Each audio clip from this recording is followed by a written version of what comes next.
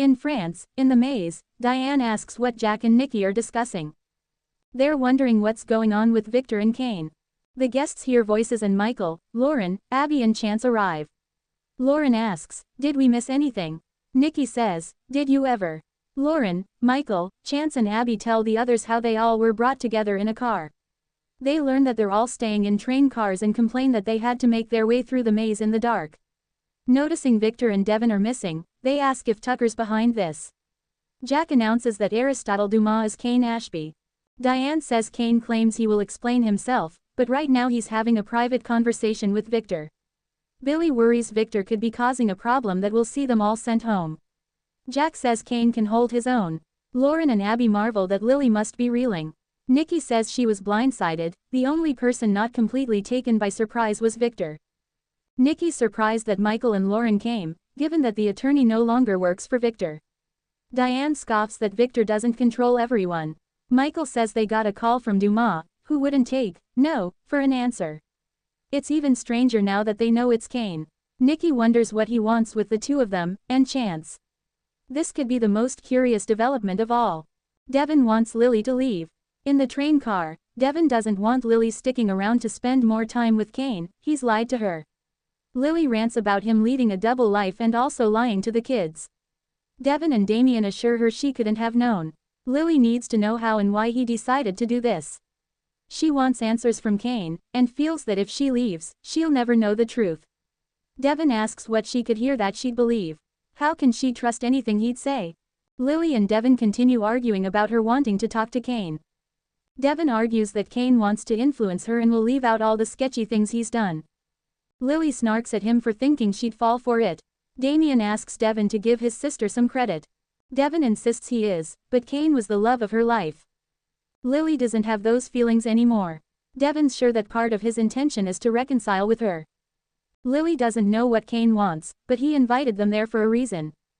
It's not possible for him to win her back, too much has happened. Devin thinks it's a bad idea to stick around and give him false hope. Lily sees that. Devin asks, "Can we leave?" Damien warns her ex doesn't take no for an answer. Lily asks him if he has any idea how Kane acquired his wealth. Damien has no idea. He never even mentioned his name until he met her family. He finds all of this disturbing. How does someone lead two lives for 6 years? Kane surprises Victor. On a bench by a water feature in the maze, Kane isn't happy about being turned down by Victor. He tells him his offer is more lucrative than he realizes. Victor invites him to put his cards on the table and stop wasting his time. Kane reminds him he wanted the companies and properties under Arabesque, they're his for the taking in exchange for Chancellor. The value goes well beyond that of Chancellor, it's a good deal for Victor. Surprised. Victor can't understand why Kane would take such a loss. Kane says Dumas owns those entities and he wants to return to Genoa City as Kane in a life of normalcy. Victor reminds him he hurt Lily, who is the daughter of his friend Neil, and says he doesn't want him back in town. Who's going to trust you? Victor suggests Kane take his newly found riches and stay away from Genoa City. Kane knows it won't be easy to win back trust, but he'll find a way to make it up to everyone. Victor reminds him that he once pretended to be dead. Kane's up for the challenge. Victor tells him Chancellor's not for sale. Kane says everyone has a price, even Victor. The mustache tells him to go after some other company. Why don't you go after Jabot? If he did that, he'd have his support. Kane chuckles. It's nice to see some things haven't changed in Genoa City. He tells Victor that Jack wouldn't sell his family company and he won't be pursuing Jabot. What he wants is Chancellor. Name your price and I'll pay it. Victor intones that Chancellor's not for sale. Ain't gonna happen. End of conversation. With that, he walks away. Kane smirks to himself, okay. In the maze, Chance and Abby talk about Dom feeling better. Billy didn't expect to see Chance there and thinks it's part of Kane wanting Chancellor. Chance can't understand what he'd want from either of them. Billy's hoping to find out. Victor rejoins the others in the maze and Abby greets him. Victor questions Michael and Lauren being there. Michael says Kane insisted they come, he's not sure why. Victor asks Nikki and Nick to come with him into the maze for a private conversation. Kane wants Lily. In the train car, Devin tells Lily that she doesn't owe Kane anything. He wants to find Carter and get him to put them on the first flight out. Lily, exasperated, still wants answers.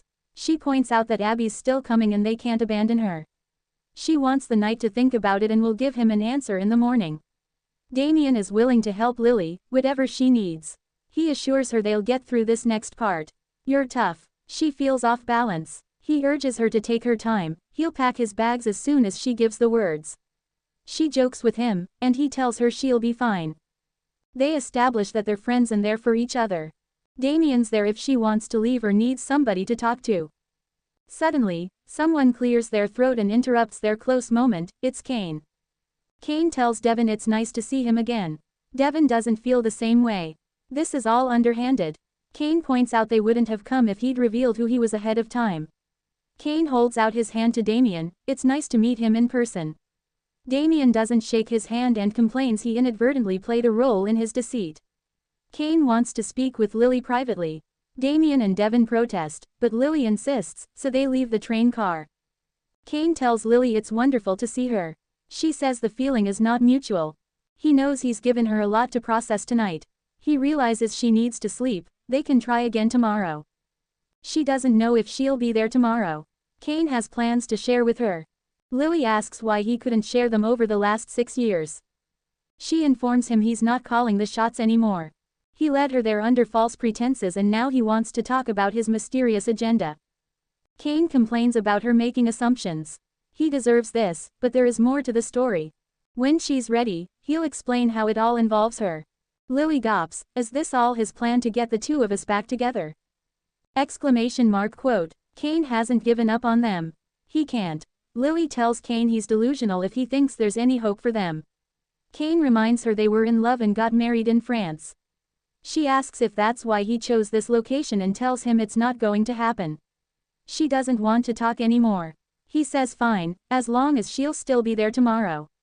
She will decide that. He makes eyes at her as he says, good night. She storms off with a huff. Kane pours a drink. Nikki's answer. In the maze, Victor tells Nick and Nikki that Kane claims he built his empire legitimately. He mended fences with Colin and was there when he died. They built this all legitimately and Kane assumed the alias. He questions if Kane has the toughness to build something like this. Nikki learns he wants Chancellor Industries and sighs, so, you were right. Nick snarls, the nerve of this guy. They're stunned to learn he offered his entire business portfolio in return. That's not chump change, Nick marvels. He says Kane's not getting a damn thing from them. Victor asks what Nikki thinks about his offer. Nick says Kane's empire is worth a lot more than Chancellor. Nikki says it doesn't have the name. Nick argues it would increase Newman's reach and wealth. Nikki won't give up Chancellor, Catherine wouldn't want her to do that. Victor's proud of her, that's the answer he wanted to hear.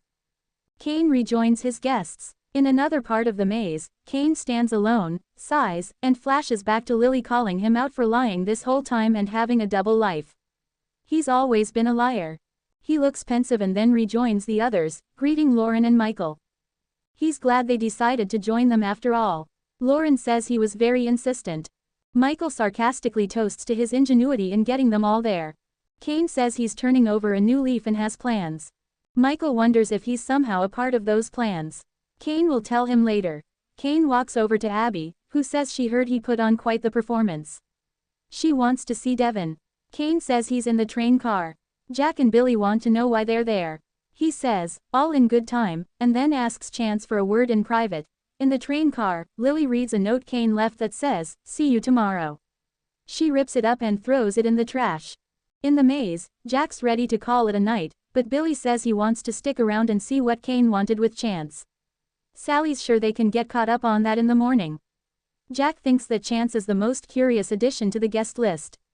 Sally says Kane has an interest in Chancellor and Chance is a member of that family. Billy says, Chance is also a cop. A shocking reveal. Elsewhere, Chance is curious about being invited. Kane hasn't invited him there as a chancellor, but instead a police detective. He needs his help. If he's not mistaken, he suspects by the end of the week, someone will try to kill him.